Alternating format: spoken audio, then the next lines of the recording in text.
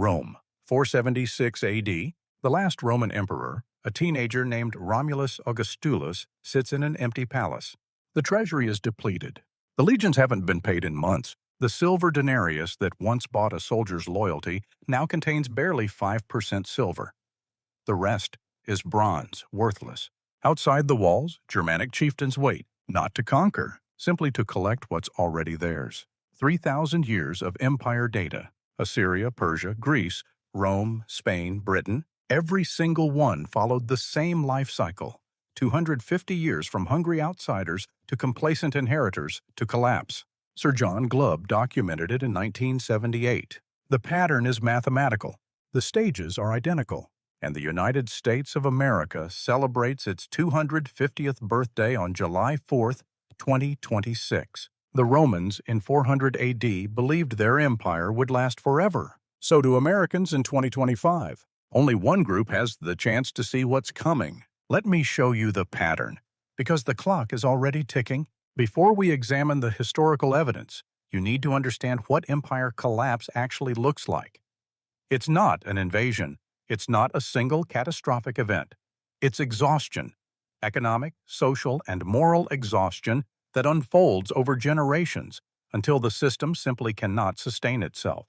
In 1978, a British military historian named Sir John Glubb published a 24-page essay called The Fate of Empires and Search for Survival.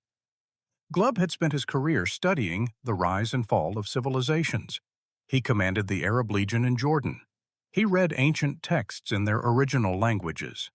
And after decades of research, he discovered something that should have changed how we understand history. Every empire follows the same life cycle, the same stages, the same duration, about 250 years from founding to collapse. Glubb identified 6 stages that every empire passes through. Stage 1, the Age of Pioneers. This is the founding generation, hungry, disciplined, willing to sacrifice everything for survival and expansion. They build from nothing. They take enormous risks. They have nothing to lose. Stage 2, the Age of Conquest. The pioneers' children inherit their discipline, but add ambition. They expand territorially, militarily, economically. They defeat rivals. They establish dominance. Stage 3, the Age of Commerce. Military conquest gives way to commercial exploitation. Trade networks form. Wealth accumulates. The merchant class rises. The empire becomes rich. Stage 4, the Age of Affluence. Wealth becomes the defining feature of society. The children of merchants have never known scarcity. They consume rather than produce. Luxury becomes normal. Hard work becomes optional. Stage 5, the Age of Intellect. Universities multiply. Debate replaces action. The empire becomes convinced of its own superiority. Not through achievement, but through sophisticated arguments about why achievement is unnecessary. Stage 6, the Age of Decadence. This is the final stage. The empire displays specific symptoms: frivolity, an obsession with entertainment, a welfare state that breeds dependency, currency debasement, military weakness masked by expensive equipment, an influx of foreigners who don't share the founding culture, pessimism, and finally, collapse or transformation. Here's what makes Glubb's research devastating. He didn't study one empire, he studied 11. Assyria, Persia, Greece under Alexander, the Roman Republic, the Roman Empire, the Arab Empire, the Mamluk Empire, the Ottoman Empire, Spain, Romanov Russia, and Britain.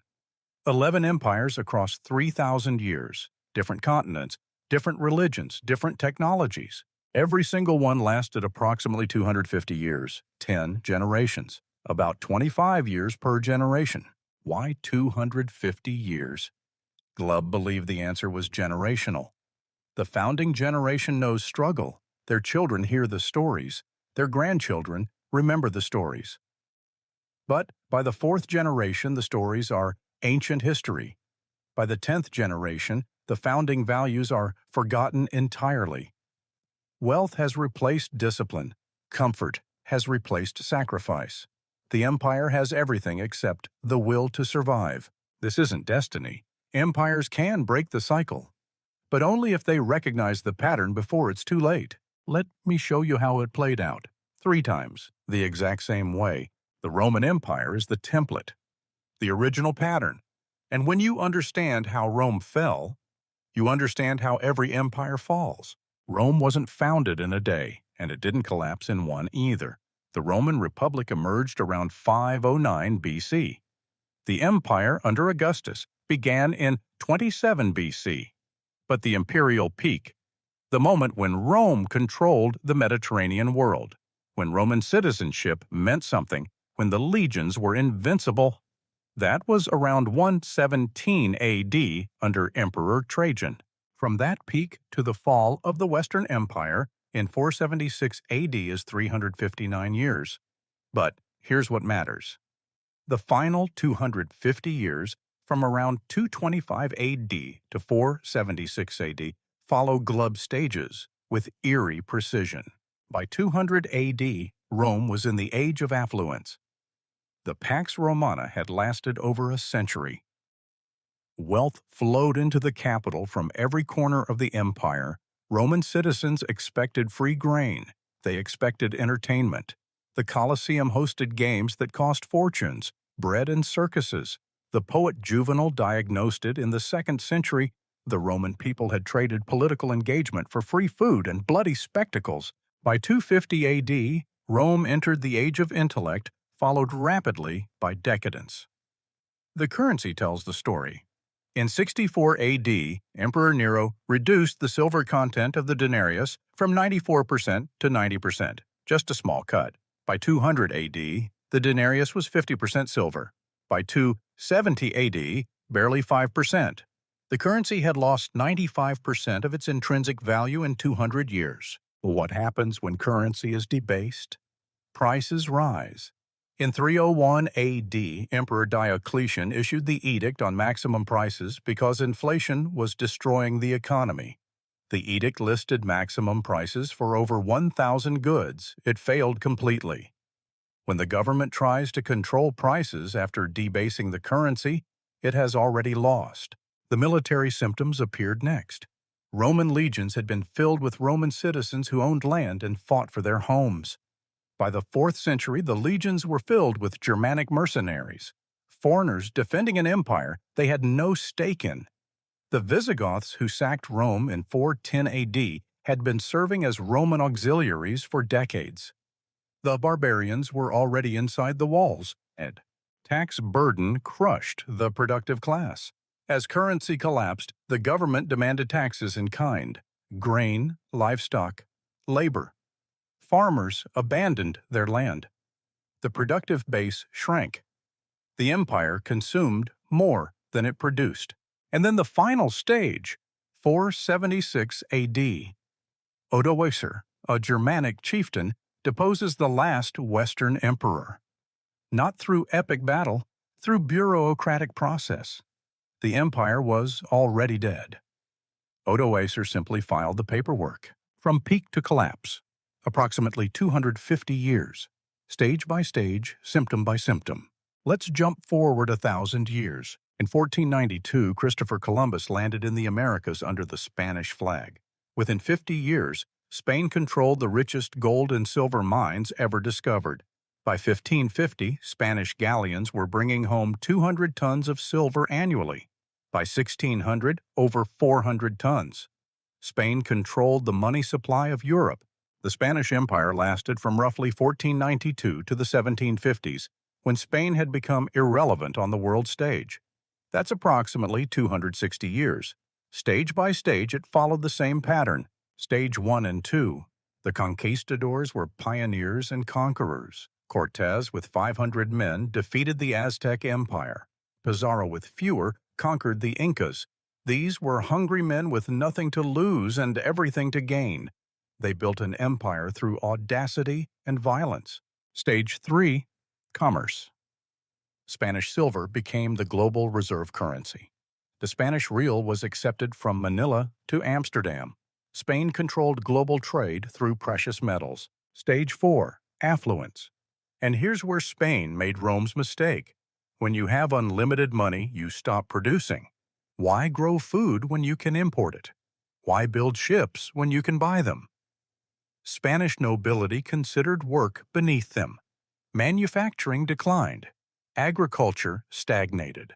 All the gold and silver flowing in from the Americas flowed right back out to pay for French wine, Italian silk, Dutch goods. Spain became a conduit. Wealth passed through. None of it stayed. Stage 5 and 6 hit simultaneously. Currency debasement began. The Spanish crown couldn't pay its bills, so they started mixing copper into silver coins.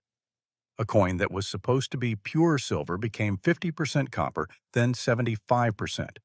Sound familiar? Spain declared bankruptcy in 1557, then again in 1560, again in 1575, again in 1596. 4 sovereign defaults in 40 years. Each time they promised reforms, each time they went right back to borrowing and spending. The productive class emigrated. The best minds went to France, England, the Netherlands, countries that were building things. Spain was left with bureaucrats, soldiers, and priests. No one creating wealth, everyone consuming it. By 1700, the Spanish Empire was a shell, still large on paper, but economically dead. Spain today is a regional European power, pleasant, cultured, irrelevant. The descendants of the conquistadors are a tourist destination. From Columbus to irrelevance, 260 years, the pattern holds. The British Empire emerged from the Glorious Revolution of 1688. By 1750, Britain was becoming the world's dominant power. By 1900, the British Empire covered 1/4 of the world's land surface, 400 million subjects. The sun never set on British territory. The pound sterling was the global reserve currency. From 1700 to 1950, 250 years, Britain followed the identical pattern. Stages 1 through 3, the Industrial Revolution, naval dominance, the East India Company, global trade networks. Britain didn't just conquer territory. Britain created the modern world economy. They were pioneers, conquerors, and merchants simultaneously. Stage 4, Victorian affluence. The British middle class emerged. Wealth accumulated. London became the financial center of the world. Every major trade contract was denominated in pounds. Every central bank held British bonds. Stage 5, intellectual confidence. Britain believed it had solved history. Parliamentary democracy, free trade, the rule of law. British institutions were exported globally. The empire was convinced its system was permanent, universal, inevitable. Then World War I happened. Britain spent $1 trillion in modern terms fighting Germany. They borrowed from everyone, especially the United States. The creditor became the debtor. Stage 6, decadence. After World War I, Britain tried to maintain the pound's value at pre-war rates. The currency was overvalued. British exports became too expensive. Manufacturing declined. To defend the currency, they kept interest rates high. This destroyed the domestic economy. In 1931, Britain abandoned the gold standard. The pound lost 25% of its value overnight. The global reserve currency had admitted it couldn't keep its promises. World War II finished what World War I started. Britain borrowed another $3 trillion fighting Hitler. By 1945, Britain owed America more than its entire GDP. They couldn't afford the empire. They couldn't defend it. They couldn't maintain it. In 1947, they gave up India, the crown jewel.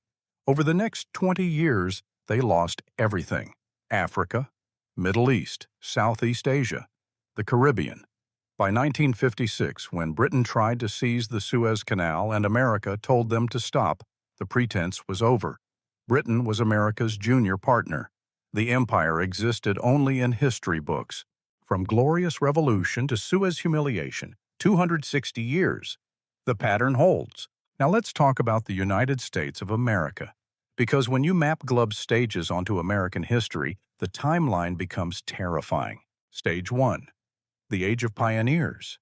1776 to 1820. The Founding Fathers.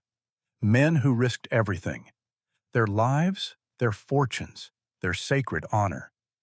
They built a nation from 13 colonies on the edge of a wilderness. They had nothing except discipline, sacrifice, and audacity. Check. Stage 2. The Age of Conquest, 1820 to 1880. Manifest Destiny, the Mexican-American War, the Civil War that determined whether the nation would survive. Westward expansion to the Pacific. America conquered a continent and established dominance over the hemisphere. Check. Stage 3. The Age of Commerce, 1880 to 1945. The Industrial Revolution. Rockefeller, Carnegie, Morgan. America became the world's manufacturing powerhouse. 2 world wars made America the dominant economic and military power on Earth. The dollar became the global reserve currency at Bretton Woods in 1944. Check. Stage 4. The Age of Affluence. 1945 to 1980. The American dream at its peak. A single income could support a family, a house, 2 cars, college for the children. The middle class expanded to include most of the population. America was wealthy, confident, secure. Check. Stage 5. The Age of Intellect, 1980 to 2010. Financialization replaced manufacturing. Wall Street became more important than Main Street. America outsourced production to China while keeping the knowledge economy. Universities multiplied. Debates replaced action. America became convinced it had found the permanent formula. Democracy plus capitalism plus technology equals eternal dominance. Check. Stage 6. The Age of Decadence, 2010 to present. Let me show you the symptoms. Currency debasement. In 1971, Nixon ended dollar convertibility to gold. Since then, the dollar has lost 98% of its purchasing power. The Federal Reserve's balance sheet was $800 billion in 2008. Today, over $7 trillion. We don't mix copper into silver coins. We just print unlimited digital currency. The mechanism is different. The result is identical. Check. Bread and circuses. 42 million Americans receive food stamps. The average American spends 7 hours daily on screens, streaming, scrolling, consuming. Stadiums cost billions while bridges collapse. Entertainment is the national religion. Spectacle is the opiate. Check. Dependency on foreigners. The Roman legions became dependent on Germanic mercenaries. The American military faces a recruitment crisis. We depend on contractors for logistics, on technology from Taiwan, on rare earths from China. The empire cannot function without foreign support. Check. Debt exceeding productive capacity. The United States owes $36 trillion. Interest payments alone are approaching $1 trillion per year. In 2026, according to the Congressional Budget Office, annual interest payments will exceed the entire defense budget. We're not building for the future. We're paying interest on the past. Check. Wealth inequality at Roman levels.